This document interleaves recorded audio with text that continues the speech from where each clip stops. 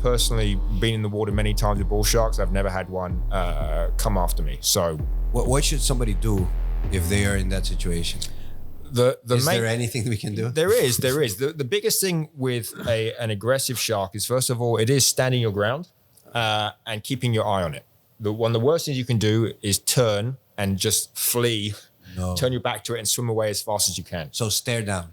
Stand your ground. Now, you should also be trying to get out of the water. If you feel that animal is aggressive, you don't want to be staying there. But what I mean is, don't just turn and flee. Like, stand your ground and slowly start to back off until you can get out of the water. But there's definitely been cases where I think if I had turned around and swam off and run for my life, then it might have not turned out so well. You have a static, like how many shark attacks we have per year, like here in US? I don't remember the total for the US. I think the total number of fatalities, like people dying from sharks, is about 10 per year for the world. That's globally. For the world? Yeah. So if you think how many people are in the water, how many sharks are in the water, that's a tiny number. Obviously, any death, tragic. But in terms of the probability of being killed by a shark, extremely low. Very, very low. And have you had any life-threatening situations with a shark?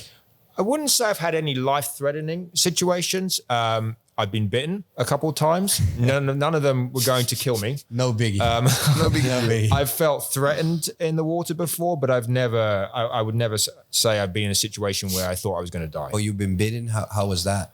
It hurt. Did you wrestle the shark? Did you submit it? No, well, what happened in both cases, I wasn't in the water. It was a shark I was trying to tag. So I had caught it from a boat, and what we do is we catch them and then we restrain them along the side of the boat in the water. We do our tagging and then we release them. And so in both cases, it was a shark, as I was releasing it, turned around and got me on the right hand both times. So but never in the water. No, I've never been bitten in the water. I felt threatened in the water, but I've never been bitten. But he got a piece of you or no?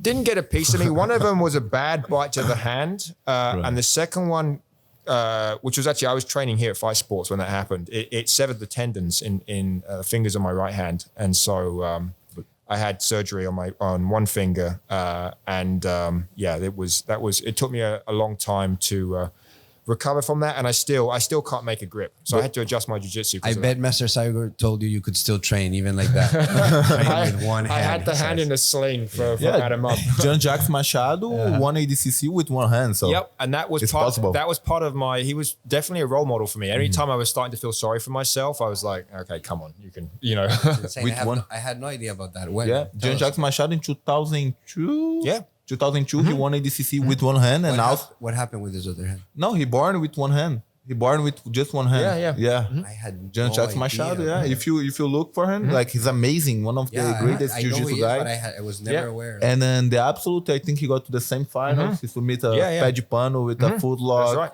And like with one hand, bro. That's like, impressive. And he was an inspiration for me, because I remember thinking like, oh, I can't use my hand. And in fact, there was one point when the shark had my hand in its mouth, because it bit down and it held on.